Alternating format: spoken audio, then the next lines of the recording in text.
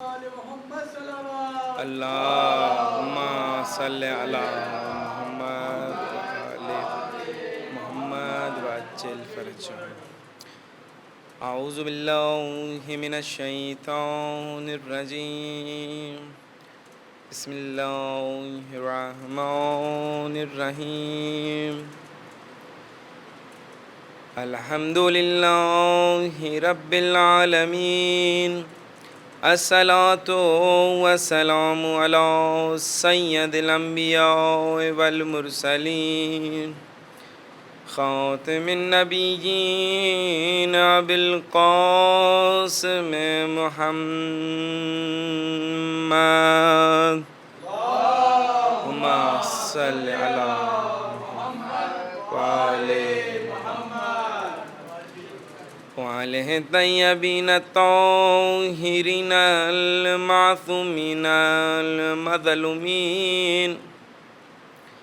اما بعد فقد قال اللہ تبارک و تعالی فی کتابہ المجید وفرقانہ الحمید وقولہ الحق. بسم اللہ الرحمن الرحیم. اِنَّا أَعْطَيْنَاكَ الْكَوْثَرَ فَصَلِّ لِرَبِّكَ وَانْحَرْ إِنَّ شَأْنِيَكَ هُوَ الْأَبْتَرُ. صلوات صلی علی محمد وآل محمد وعجل فرجهم وسلم. سامعین گرامی قدر، درود زحمت نہیں، عزت ہے، احسان نہیں، ایمان ہے. مل کے بآواز بلند صلوات پڑھ دیجئے. اللہم صلی علی محمد وآل محمد وعجل فرجهم. سامعین گرامی قدر، سلسلہ گفتگو ہمارا آج اس عشر محرم کی دوسری مجلس سے خطاب کر رہے ہیں، اور جہاں پر ہماری سورہ کوثر کی تشریح یا تفسیر چل رہی تھی، اس کے بقیہ جتنے بھی سلسلے جات ہیں ہم چاہتے تھے کہ ان کو پورا کیا جائے. جیسا کہ گزشتہ مجلس کے اندر بیان کیا گیا کہ سورہ تفسیر کی تفسیر کیا ہے سورہ کوثر کی، یا کس وقت نازل ہوئی، کیوں، علت کیا تھی نازل ہونے کی، اس آیے کی فضیلت کیا ہے، اس سورہ کے معجزات قرآنی کیا ہیں. تو آج اسی سلسلے گفتگو کو آگے بڑھاتے ہیں. جیسا کہ آپ کے اذہان عالیہ میں ہے کہ رسول خدا صلی اللہ علیہ وآلہ وسلم اللہم صلی علی محمد وآل محمد وعجل فرجهم. جیسا کہ پاک پیغمبر کو کہا گیا کہ اے میرے حبیب، ہم نے آپ کو کوثر عطا کی. اب یہ جو عطا ہے اور ایک چیز ہوتی ہے جزا، اس عطا اور جزا کے اندر فرق ہے. پورے بدلے کو کہا جاتا ہے جزا، اور خوش ہو کر کچھ دیا جائے تو اسے کہا جاتا ہے عطا. مثلا میں اگر یہ کہوں کہ اس مسجد کی صفائی کی ذمہ داری ہم نے کسی کے اوپر لگائی، انہوں نے کہا کہ ہم یہ صفائی کریں گے مگر اس کے بدلے میں ایک دن کے 1000 روپے آپ سے لیں گے. شام کو جب ہم آئے، دیکھا اس امام بارگاہ کی بہت اچھے طریقے سے صفائی ستھرائی کی گئی. ہم نے کیا کیا، ہم نے اس شخص کو 1000 بھی دیا جو اس کی اجرت بنتی تھی. اس پورے بدلے کو کہا گیا جزا، مگر ہم خوش ہو کر کہ اچھا کام کیا تھا 2000 اور دے دیے، تو یہ ہوئی عطا. اور یہ جو عطا ہے یہ جزا سے افضل ہے. اللہ نے رسول خدا کو رحمت للعالمین بنایا، کہا جزا ہے. قرآن دیا، کہا جزا ہے. عالمین کی سرداری دی، کہا جزا ہے. نبیوں کا سردار بنایا، کہا جزا ہے. ارے بھائی، اتنی چیزیں عطا کی، نبیوں کا سردار بنا دیا، تمام اولیاء اوصیاء کا سردار بنا دیا. ہر چیز جیسے جیسے دیتے گئے گاہت جزا ہے. مگر جیسے ہی سیدہ دید کہا عطا ہے۔ اب پتہ یہ چلا کہ اگر قرآن جزا ہے، سیدہ عطا ہے، اگر عالمین کی سرداری جزا ہے اور سیدہ کا آنا عطا ہے، تو پتہ یہ چلتا ہے کہ یہ کائنات پوری جزا ہے، سیدہ جزا ہے، عطا ہے۔ بس پتہ یہ چلا کہ یہ ساری کائنات سے افضل سیدہ ہے۔ عرش اگر ہے تو جزا کے زمرے میں، سرداری ہے تو جزا کے زمرے میں، قرآن ہے تو جزا کے زمرے میں، مگر سیدہ کا وجود ہے تو عطا کے زمرے میں۔ بس پتہ یہ چلا کہ یہ پوری کائنات کے اندر جو جو ذرہ ذرہ ہے وہ ابتر ہے، وہ کمتر ہے، مگر سیدہ افضل ہیں، کیونکہ یہ عطا ہیں۔ اچھا جی، سوال یہ پیدا ہوتا ہے کہ اللہ نے کہا کہ اے میرے حبیب، آپ کے دشمن کو میں نسل نہیں دوں گا، اور رسول اللہ کو کس نے کہا تھا کہ آپ ابتر ہیں؟ وہ تھا عاص ابن وائل۔ تاریخ نے اس کا نام لکھا، عاص ابن وائل۔ عاص ابن وائل جو ہیں قبلہ، انہوں نے رسول خدا سے کہا کہ آپ ابتر ہیں، جس پر یہ رحمت العالمین سے چپ رہے۔ وہ بول پڑا، کہا ان شانیہ کا ہوا الابتر، اے میرے حبیب آپ کے دشمن کو میں نسل نہیں دوں گا۔ بھائی پڑھے لکھا مجمع میرے سامنے موجود ہے، مجھے یہ بتائیں عاص ابن وائل، اس کا بیٹا عبداللہ ابن عاص ابن وائل، اس کا بیٹا عمرو ابن عاص ابن وائل۔ دیکھیں جی، اللہ نے قرآن میں کہا اے میرے حبیب میں آپ کے دشمن کو نسل نہیں دوں گا۔ قبلہ یہاں تو لائنیں لگ گئیں، جس کے لیے کہا اسی کو بیٹا پیدا ہو گیا، پھر اس کا بھی بیٹا پیدا ہو گیا۔ سامعین گرامی قدر، آپ دیکھ رہے ہیں جتنے بھی رسول اللہ کے دشمن ہیں ان سب کی اولادیں ہیں، مگر قرآن تو کہتا ہے کہ اے میرے حبیب آپ کے دشمن کو میں نسل نہیں دوں گا۔ تو پھر یہ بچے کہاں سے آئے؟ سوال تو یہ بنتا ہے پہلے کہ ہمارے کچھ برادران یہ فرماتے ہیں کہ جی انا اعطینا کل کوثر، کوثر سے مراد جو ہے یہ ہے پانی۔ اگر کوثر سے مراد پانی ہوتا تو آخری آیت میں آتا اے میرے حبیب آپ کا دشمن پیاسا مرے گا، مگر چونکہ کوثر سے مراد اولاد کثیر ہے، اسی لیے آخری آیت میں یہ ذکر ہوا کہ اے میرے حبیب آپ پریشان نہ ہوں، ہم آپ کو کوثر عطا کریں گے، مگر آپ کا دشمن ابتر رہے گا۔ یعنی کہ جو کمر سے وہ کہا جاتا ہے دم جو ہوتی ہے، دم بریدہ، اگر کسی کی نسل نہ ہو تو اسے کہا جاتا ہے دم بریدہ، کہ اس کی نسل نہیں ہے، ابتر کہتے ہیں دم بریدہ کو۔ اللہ نے کہا اے میرے حبیب جو تجھے کہہ رہے ہیں کہ آپ ابتر ہیں، ہم آپ کو کوثر عطا کریں گے، مگر آپ کا دشمن ابتر رہے گا۔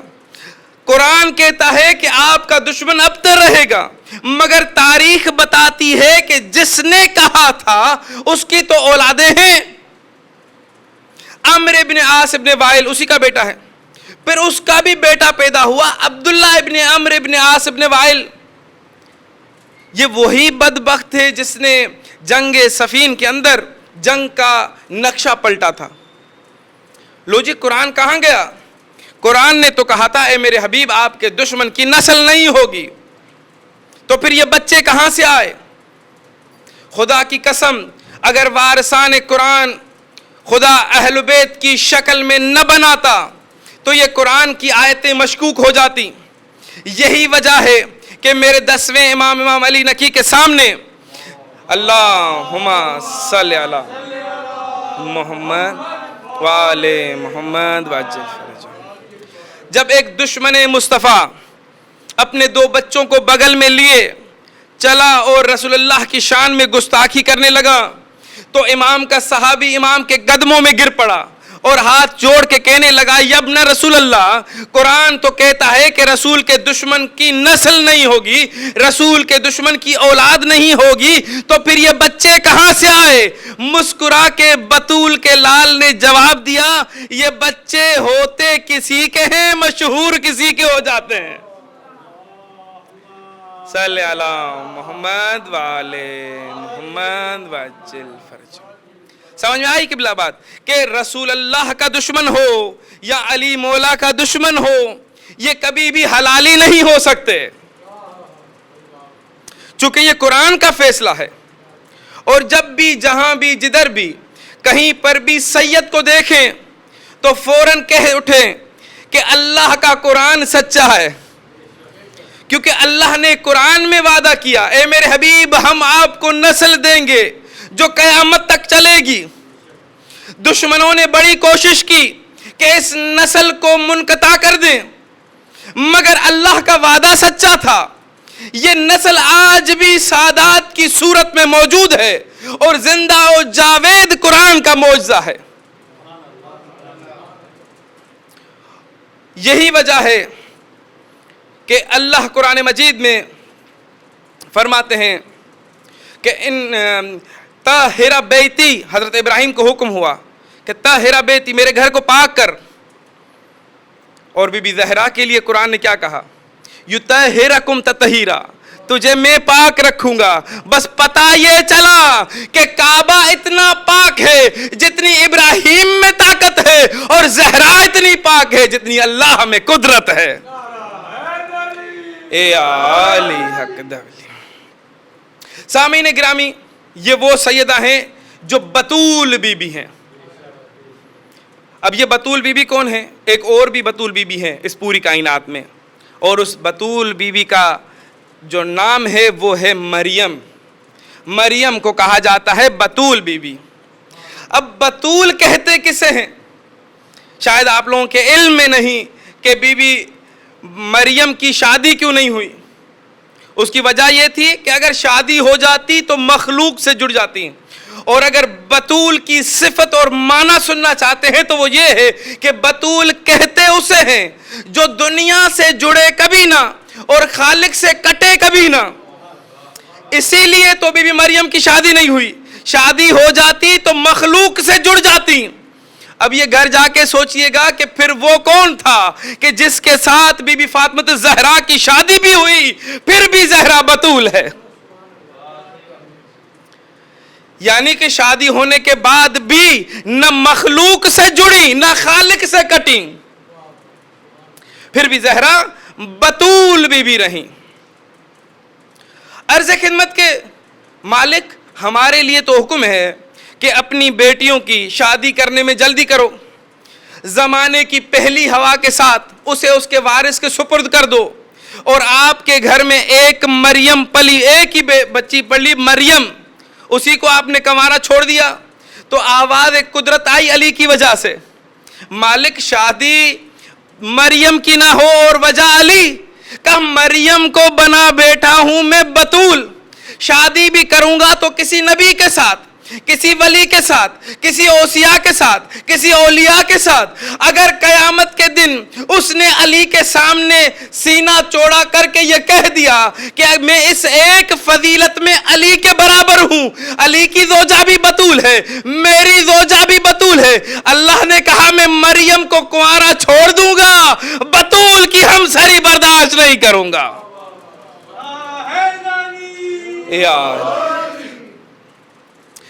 عرض خدمت کے اسی در اہل بیت سے ہمیں بہت سارے نسخے ملتے ہیں، جیسا کہ امام جعفر صادق علیہ السلام سے روایت مروی ہے۔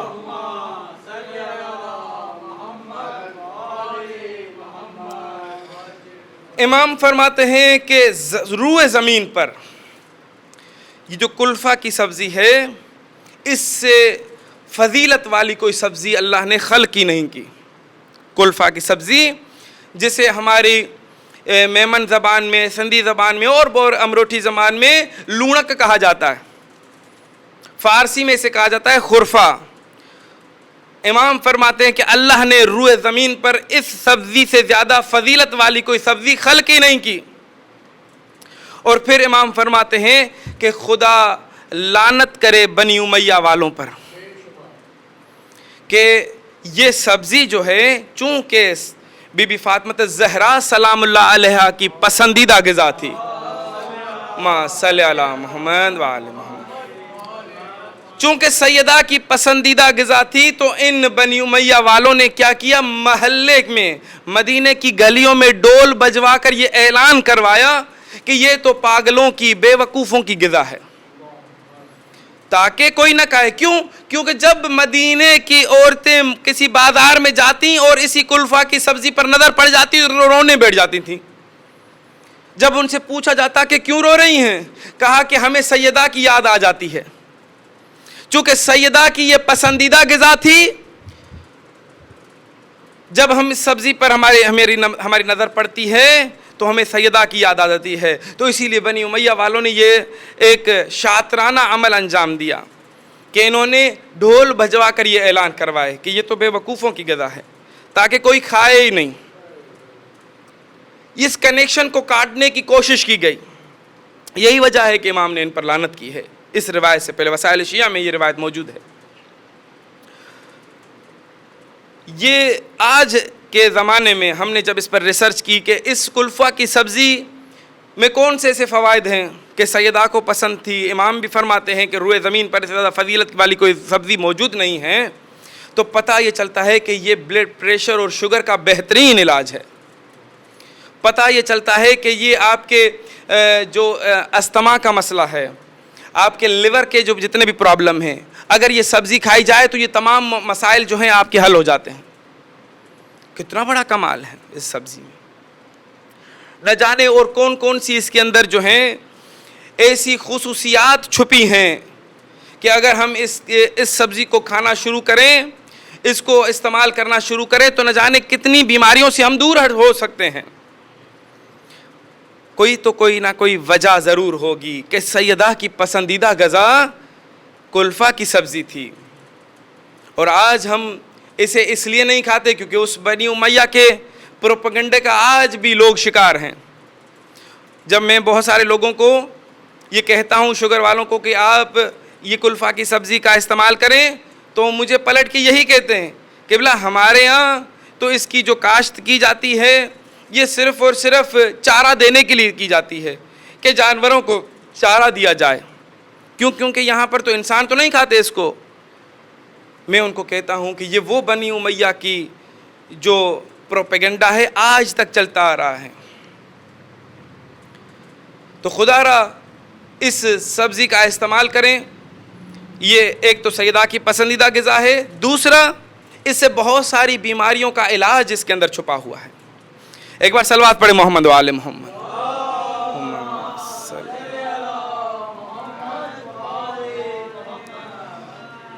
اسی طریقے سے اگر شوگر کا تھوڑا سا میں یہ بتا رہا ہوں، اگر ہم شوگر کی بیماری کے اندر اگر بھینڈی کا استعمال کریں تو اس صورت میں بھی ہمارے شوگر پر بہت کنٹرول ہو سکتا ہے۔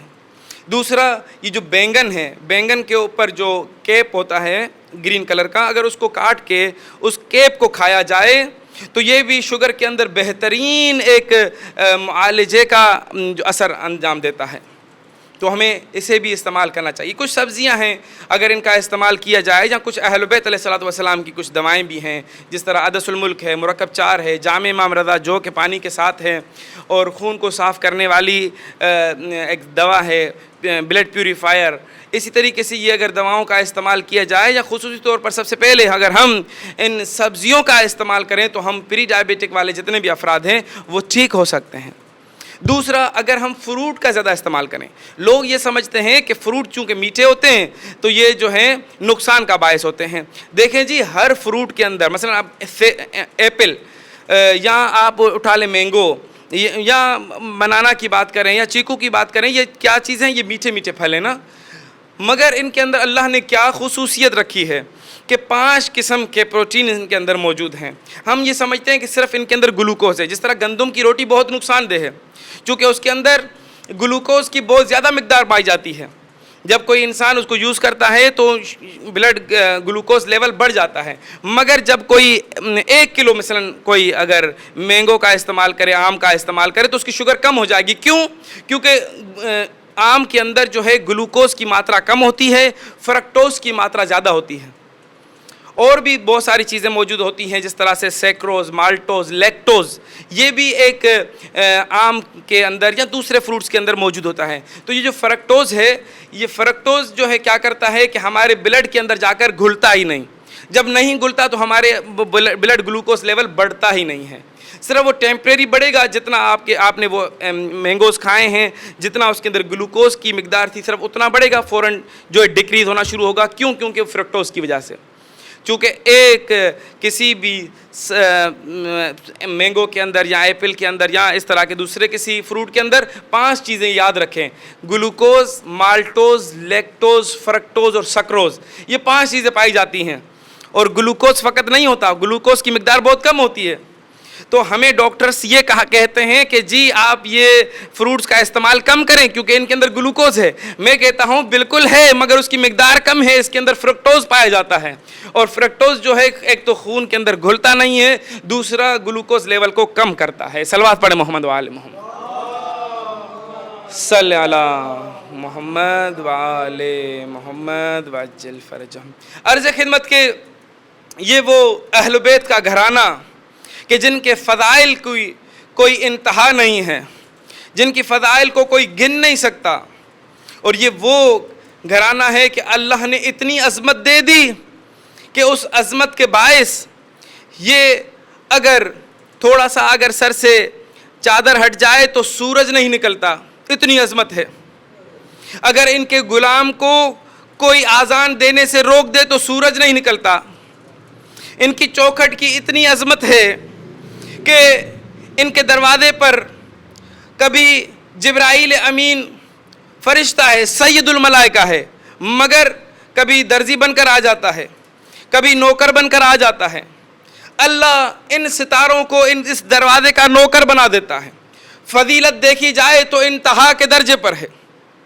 پھر اسی طریقے سے اگر اس گھرانے کے مصائب و آلات دیکھے جائیں تو وہ بھی اپنے عروج پر ہیں. وہ چوکھٹ کہ جس چوکھٹ پر آیے تطہیر کی ہر روز تلاوت کی جاتی تھی، وہ چوکھٹ کہ جس چوکھٹ پر پاک نبی آ کر بوسہ ریز ہوتے تھے،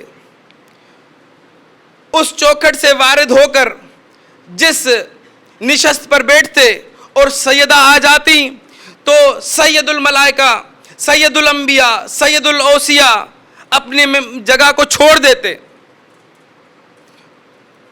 روایت میں ہے کہ یہ جملے فقط نہیں ہیں کہ کام بہا نہیں ہے. اگر بہا ہوتا تو ممکن ہے کہ اتنی زیادہ فضیلت نہ ہوتی کہ صرف کھڑے ہوتے تھے. نہیں، روایت کہتی ہے کام الیہا، نہ فقط کھڑے ہوتے، آگے کی طرف بڑھتے تھے اور سیدہ کے ماتھے کو چومتے تھے اور اپنی جگہ پر بٹھاتے تھے.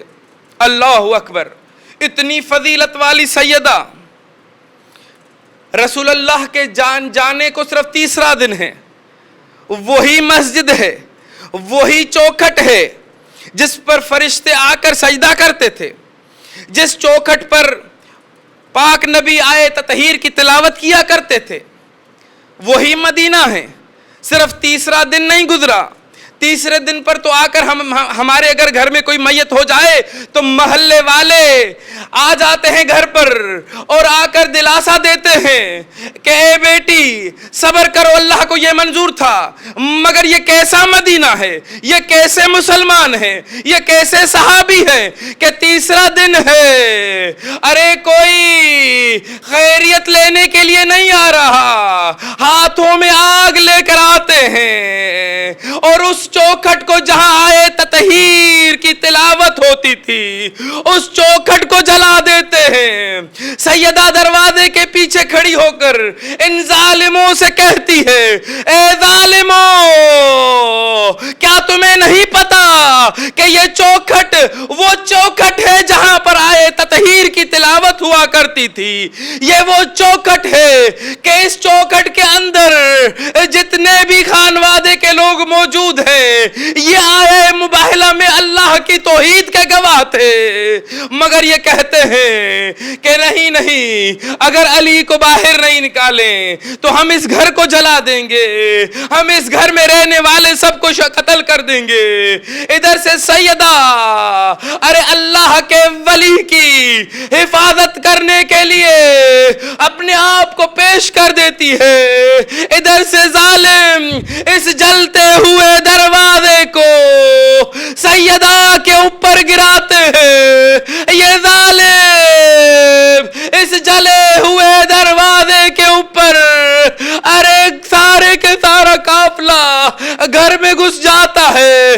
علی مولا کے سر میں جو امامہ ہے اس وہ امامہ کھل کر امام علی کے کاندھے پر آ جاتا ہے۔ یہ ظالم اس امامے سے امام علی کو پکڑ کر مسجد میں لے جاتے ہیں۔ ارے جیسے ہی بی بی فضہ آتی ہے سیدہ کو اٹھاتی ہے تو پہلا سوال بی بی فاطمہ کرتی ہے، اے فضہ علی کہاں ہے؟ کہا بی بی اسے مسجد میں لے کے گئے ہیں۔ سیدہ نے کیا کیا؟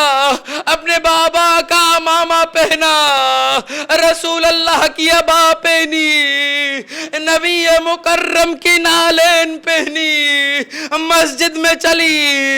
مولا علی کے کپڑوں میں یہاں پر اکثر آپ نے دیکھا ہوگا عرب کا دستور تھا کہ یہاں پر ایک کپڑا باندھا جاتا تھا جس میں تلوار کو لٹکایا جاتا تھا۔